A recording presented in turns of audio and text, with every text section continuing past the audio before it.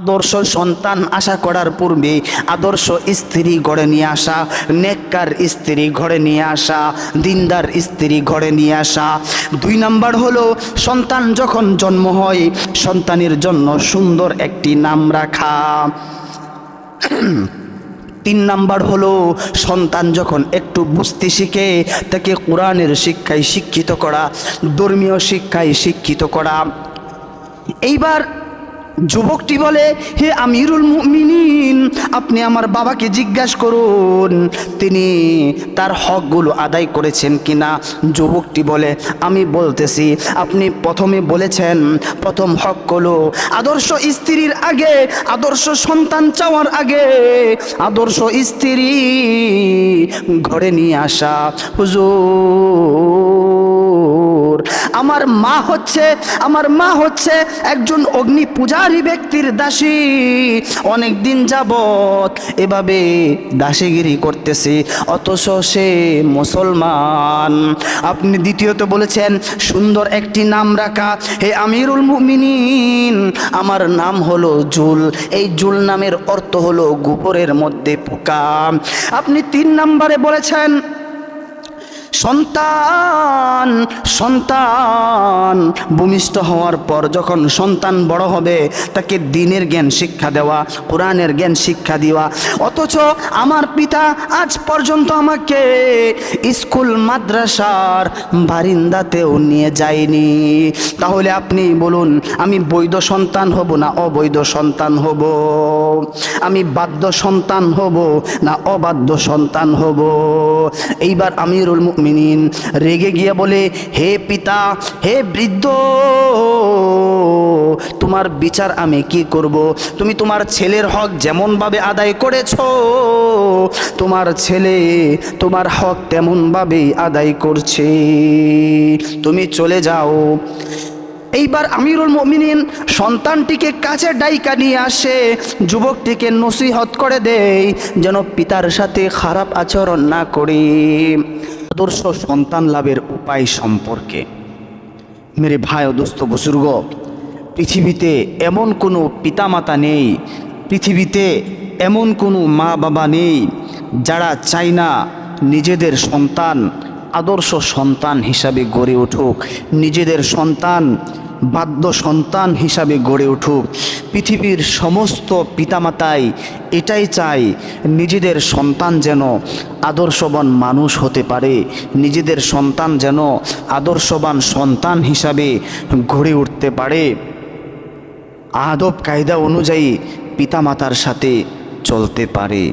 মুহতারাম হাজিরিন, শুধু মানুষই নয় বরং আল্লাহ তাআলার পয়গাম্বররাও নবীরাও নেক সন্তানের জন্য আল্লাহ তাআলার কাছে আশা করতেন, নেক সন্তানের জন্য আল্লাহ রব্বুল আলামিনের দরবারে প্রার্থনা করতেন।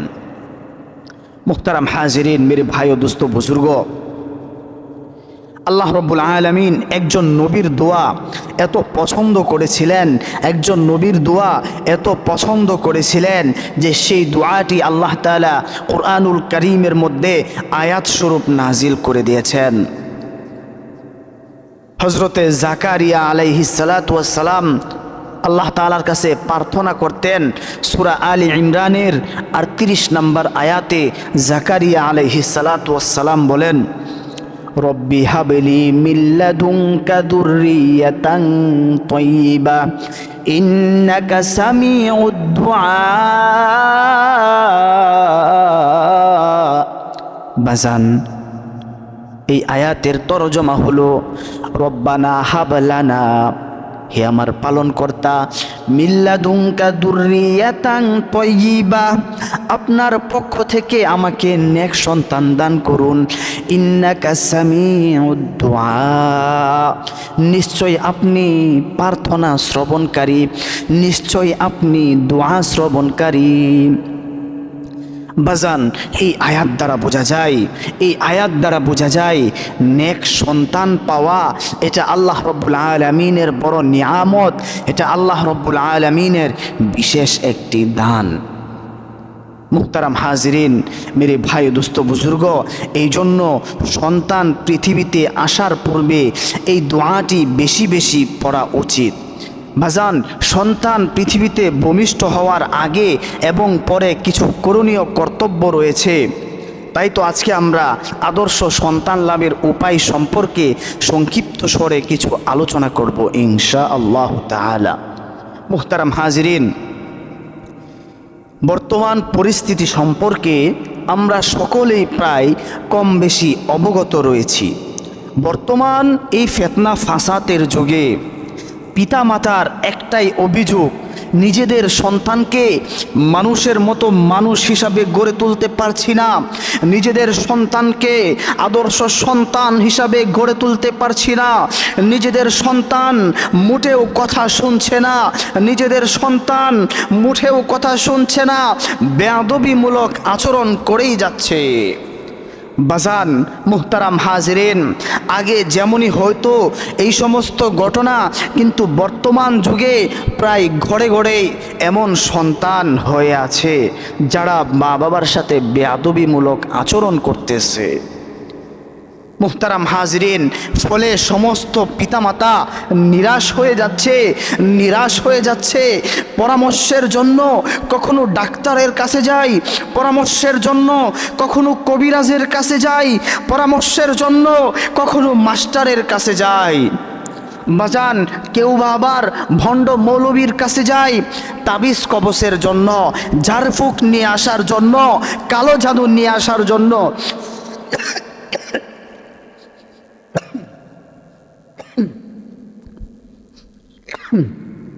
বাজান, খেয়াল রাখতে হবে, এভাবে সন্তানকে মানুষ করা যায় না। যারা সেই কবিরাজি করে, টাকা নষ্ট করে, অর্থ নষ্ট করে, তাবিজ কবজের মাধ্যমে নিজেদের সন্তানকে আদর্শবান সন্তান হিসাবে গড়ে ওঠার আশা করে, তারা হচ্ছে ওই ব্যক্তির মতো যারা নাকি আম গাছ লাগিয়ে কাঁঠালের আশা করতেছে। মুহতারাম হাজিরিন, মেরে ভাই দোস্ত বুজুর্গ, মনে রাখবেন, আদর্শ সন্তান হিসাবে গড়ে তুলতে হলে নিজেদের সন্তান আদর্শ সন্তান হিসাবে, বাধ্য সন্তান হিসাবে গড়ে ওঠাতে হলে একমাত্র ফলো করতে হবে আল্লাহ তাআলার কিতাবুল্লাহ এবং সুন্নতের রাসূলুল্লাহ, অর্থাৎ আল্লাহ তাআলার কিতাব কুরআন এবং রাসূলের সুন্নত আদর্শ বাণী। এই দুইটির মধ্যে আদর্শ সন্তান লাভের, এই দুইটির মধ্যে আদর্শ সন্তানের সম্পর্কে যেই সমস্ত বিধান দেওয়া রয়েছে, যেই সমস্ত নির্দেশ দেওয়া রয়েছে, সেগুলোর উপর আমল করলে, পিতা মাতা যদি সেগুলোর উপর আমল করতে পারে, তাহলে আশা করা যায় নিজেদের সন্তান মানুষের মতো মানুষ হয়ে যাবে, নিজেদের সন্তান আদর্শ সন্তান হিসাবে গড়ে উঠবে ইনশাআল্লাহ। মুহতারাম হাজিরিন, কুরআন হাদিসে উলামায়ে কেরামগণ আদর্শ সন্তান লাভের উপায় সম্পর্কে কয়েকটি কারণ উল্লেখ করেছেন। তার মধ্যে এক নাম্বার হলো, বাজান খেয়াল করে শুনবো, এক নাম্বার হলো আদর্শ সন্তান লাভের জন্য আদর্শ সন্তানের আশা করার পূর্বে আদর্শ স্ত্রী, নেককার স্ত্রী, দিনদার স্ত্রী ঘরে নিয়ে আসা। কথাই বলে, যদি গাছ ভালো হয় তাহলে তার ফলও ভালো হবে। এই জন্য আদর্শ সন্তানের আশা করার পূর্বে আদর্শ স্ত্রী ঘরে নিয়ে আসা। হাদিসের মধ্যে আসছে, আল্লাহর পয়গাম্বর বলেন, আদ-দুনিয়া মাতাউল খায়র ও মাতাউল মারআতু মিনাস সলিহাতি, যে দুনিয়ার সমস্ত জিনিস তুচ্ছ, এই তুচ্ছ জিনিসের মধ্যে উত্তম জিনিস হলো, সুন্দর জিনিস হলো নেককার স্ত্রী। মুহতারাম হাজিরিন, মেরে ভাই দোস্ত বুজুর্গ, আমার একটি ঘটনা মনে পড়ে গিয়েছে এই সম্পর্কে। ঘটনাটি এরকম যে একজন ব্যক্তি আমিরুল মুমিনিন হযরত উমর রাদিয়াল্লাহু তাআলা আনহুর দরবারে আসেন, আয়েশা বিচার দেন যে হে আমিরুল মুমিনিন, আমার সন্তান তো খারাপ হয়ে গিয়েছে, আমার সন্তান তো মুঠেও আমার কথা শুনছে না, আমার সাথে খারাপ আচরণ করতেছে, এখন আমি কি করতে পারি? আপনি আমার সন্তানের বিচার করুন। বাজান, এইবার আমিরুল মুমিনিন ওই সন্তানটিকে ডেকে পাঠায়। সন্তানের কানে যখন পৌঁছে আমিরুল মুমিনিন হযরতে উমর রাদিয়াল্লাহু তাআলা আনহু ডেকেছেন, সঙ্গে সঙ্গেই দৌড়িয়ে জামা কাপড় ঠিক করে আমিরুল মুমিনিনের দরবারে চইলা আসে। কারণ সে জানে আমিরুল মুমিনিন হযরতে উমর এমন একজন ব্যক্তিত্ব যাকে দেখে ইবলিস শয়তান পর্যন্ত থরথর করে কেঁপে উঠত। বাজান আমিরুল মুমিনিনের দরবারে আসছে আইসা বলে, হে আমিরুল মুমিনিন, আপনি নাকি আমাকে ডেকেছেন? এইবার হযরতে উমর বলেন, হে যুবক, তোমার পিতা তোমার নামে নালিশ দিয়েছে, তুমি নাকি তোমার পিতার কথা শুনছো না, তুমি নাকি তোমার পিতার সাথে বেয়াদবিমূলক আচরণ করতেছো, তুমি নাকি তোমার পিতার হক আদায় করতেছো না, এই কথাটি সত্যি নাকি? এইবার যুবকটি বলে, হে আমিরুল মুমিনিন, আপনি বলুন সন্তানের উপর পিতার যেমন হক রয়েছে, পিতার উপর সন্তানের কোনো হক রয়েছে কিনা? এইবার হযরতে উমর রাদিয়াল্লাহু তাআলা আনহু বলেন, অবশ্যই সন্তানের উপর পিতার হক রয়েছে, পিতার উপর সন্তানের হক রয়েছে। পিতার উপর সন্তানের প্রথমত 3টি হক রয়েছে। 1 নাম্বার হলো, ঘটনাটি সামারকান্দি রহমাতুল্লাহি আলাইহি তার কিতাবের মধ্যে লিখেছেন। 1 নাম্বার হলো আদর্শ সন্তান আশা করার পূর্বে আদর্শ স্ত্রী ঘরে নিয়ে আসা, নেককার স্ত্রী ঘরে নিয়ে আসা, দিনদার স্ত্রী ঘরে নিয়ে আসা। 2 নাম্বার হলো সন্তান যখন জন্ম হয় সন্তানের জন্য সুন্দর একটি নাম রাখা। 3 নাম্বার হলো সন্তান যখন একটু বুঝতে শিখে তাকে কোরআনের শিক্ষায় শিক্ষিত করা, ধর্মীয় শিক্ষায় শিক্ষিত করা। এইবার যুবকটি বলে, হে আমিরুল মুমিনিন, আপনি আমার বাবাকে জিজ্ঞাসা করুন তিনি তার হকগুলো আদায় করেছেন কিনা। যুবকটি বলে, আমি বলতেছি। আপনি প্রথমে বলেছেন প্রথম হক হলো আদর্শ স্ত্রীর আগে, আদর্শ সন্তান চাওয়ার আগে আদর্শ স্ত্রী ঘরে নিয়ে আসা। হুজুর, আমার মা হচ্ছে একজন অগ্নি পূজারী ব্যক্তির দাসী, অনেক দিন যাবত এভাবে দাসীগিরি করতেছে, অথচ সে মুসলমান। আপনি দ্বিতীয়ত বলেছেন সুন্দর একটি নাম রাখা। হে আমিরুল মুমিনিন, আমার নাম হলো জুল, এই জুল নামের অর্থ হলো গোবরের মধ্যে পোকা। আপনি 3 নম্বরে বলেছেন সন্তান ভূমিষ্ঠ হওয়ার পর যখন সন্তান বড় হবে তাকে দ্বীনের জ্ঞান শিক্ষা দেওয়া, কোরআনের জ্ঞান শিক্ষা দেওয়া। অথচ আমার পিতা আজ পর্যন্ত আমাকে স্কুল মাদ্রাসার বারিন্দাতেও নিয়ে যায়নি। তাহলে আপনি বলুন, আমি বৈধ সন্তান হব না অবৈধ সন্তান হব? আমি বাধ্য সন্তান হব না অবাধ্য সন্তান হব? এইবার আমিরুল মুমিনিন রেগে গিয়ে বলে, হে পিতা, হে বৃদ্ধ, তোমার বিচার আমি কি করব? তুমি তোমার ছেলের হক যেমন ভাবে আদায় করেছো, তোমার ছেলে তোমার হক তেমন ভাবেই আদায় করছে, তুমি চলে যাও। এইবার আমিরুল মুমিনিন সন্তানটিকে কাছে ডাইকা নিয়ে আসে, যুবকটিকে নসিহত করে দেয় যেন পিতার সাথে খারাপ আচরণ না করে। বাজান, এই ঘটনা দ্বারা আমরা বুঝতে পারলাম আদর্শ সন্তানের আগে আদর্শ স্ত্রীকে ঘরে নিয়ে আসতে হবে। বাজান, 2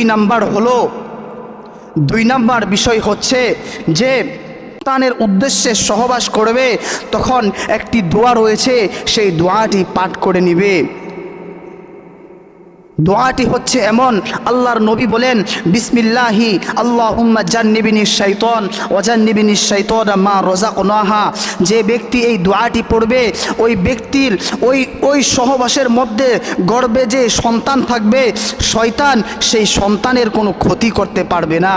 বাজান, আল্লাহর নবী হজরতে মুহাম্মদুর রসুল্লাহ সাল্লাল্লাহু আলাইহি ওয়াসাল্লাম হাদিসের মধ্যে বলেন, হাদিসের তর্জমা হলো বিসমিল্লাহি, আমি আল্লাহর নাম নিয়ে শুরু করছি, আল্লাহুম্মা জান্নিবিনিশ শাইতান, আমাদেরকে শয়তান থেকে হেফাজত করুন, ওয়াজান্নিবিনিশ শাইতান মা রাযাকনাহা, এবং আমাদের সন্তানকে শয়তানের ক্ষতি থেকে হেফাজত করুন। মুহতারাম হাজিরিন, তৃতীয়ত হচ্ছে সন্তান যখন মায়ের গর্ভে আসবে তখন মার সমস্ত প্রকার গুনাহ থেকে দূরে থাকতে হবে, সমস্ত প্রকার গুনাহ পরহেজ করতে হবে। কেননা মা যদি গুনাহ করে, মায়ের গর্ভে যে সন্তান রয়েছে সেই সন্তানের উপর গুনার প্রভাব পড়ে যায়। এই জন্য সমস্ত প্রকার গুনাহ থেকে মাকে হেফাজতে থাকতে হবে। মুহতারাম হাজিরিন, 4 নাম্বার হলো সন্তান যখন জন্মগ্রহণ করবে, সন্তান যখন দুনিয়াতে আসবে, তখন সন্তানের কানে আজান দিতে হবে। আজান দেওয়ার পদ্ধতি হচ্ছে যে সন্তানকে কেবলামুখী হয়ে দাঁড়িয়ে হাতের তালায় নিয়ে ডান কানে আজান, বাম কানে একামত দিতে হবে, নামাজের আজানের মতোই। যে যখন হাইয়া আলাস সালাহ বলবে ডান দিক মাথা ঘুরাবে, যখন হাইয়া আলাল ফালাহ বলবে বাম দিক মাথা ঘুরাবে। এভাবে এই সুন্নতটি আদায় করতে হবে। এটা হচ্ছে নবীজির সুন্নত। এখানে একটি মাসআলা বলে রাখি, যদি সেখানে কোনো পুরুষ লোক না থাকে তাহলে মহিলাই এই সুন্নতটি আদায় করতে পারবে। হাদিসের মধ্যে আসছে, যখন হযরতে হাসান রাদিয়াল্লাহু তাআলা আনহু জন্মগ্রহণ করেন ফাতিমার গর্ভ থেকে, ফাতেমা রাদিয়াল্লাহু তাআলা আনহার গর্ভ থেকে, তখন নানা হযরতে মুহাম্মদুর রাসূলুল্লাহ সাল্লাল্লাহু আলাইহি ওয়াসাল্লাম নাতি হাসানকে নিয়ে এভাবেই আজান দিয়েছিলেন, এই সুন্নতটি পালন করেছিলেন। মুহতারাম হাজিরিন, 5 নাম্বার হচ্ছে যখন সন্তান জন্মগ্রহণ করবে তখন তাহনিক করতে হবে। তাহনিক মানে হলো খেজুর এক আল্লাহর ওলির কাছে যায়া, বুজুর্গর কাছে যায়া, আলেমের কাছে যায়া 2-1টি খেজুর চিবিয়ে আনতে হবে। সেই রসটি এরকমভাবে বাচ্চার মুখের মধ্যে, জিহ্বার মধ্যে লাগিয়ে দিতে হবে। তাহলে হয় কি যে বাচ্চার মুখে সর্বপ্রথম বরকতময় খাবারটা প্রবেশ করে থাকে। মুহতারাম হাজিরিন, বাচ্চার বয়স যখন 7 দিন হয়ে যাবে তখন 3টি কাজ রয়েছে। 1 নাম্বার কাজ হলো সন্তানের জন্য সুন্দর একটি নাম নির্বাচন করা, আরবি অর্থবোধক একটি নাম নির্বাচন করা, খেলোয়াড়ের নামকে অনুসরণ করে নাম না রাখা, নায়ক গায়কের নামকে অনুসরণ করে নাম না রাখা, সুন্দর একটি আরবি অর্থবোধক নাম নির্বাচন করা। কারণ হাদিসের মধ্যে আসছে, আল্লাহর রাসূল বলেন, ইন্নাকুম তুদআউনা ইয়াউমাল কিয়ামা বিআসমাইকুম ওয়া আসমাই আবাইকুম ফাহাসিনু বিআসমাইকুম। আল্লাহর নবী বলেন, কাল কিয়ামতের ময়দানে, হাসরের ময়দানে আল্লাহ রাব্বুল আলামিন বিআসমাইকুম, তোমাদের নাম নিয়ে ডাক দিবে, এবং বিআসমাই আবাইকুম, তোমাদের পিতার নাম নিয়ে ডাক দেওয়া হবে। এই জন্য ফাহাসিনু বিআসমাইকুম, তোমরা নাম নির্বাচনের ক্ষেত্রে সুন্দর একটি নাম নির্বাচন করো।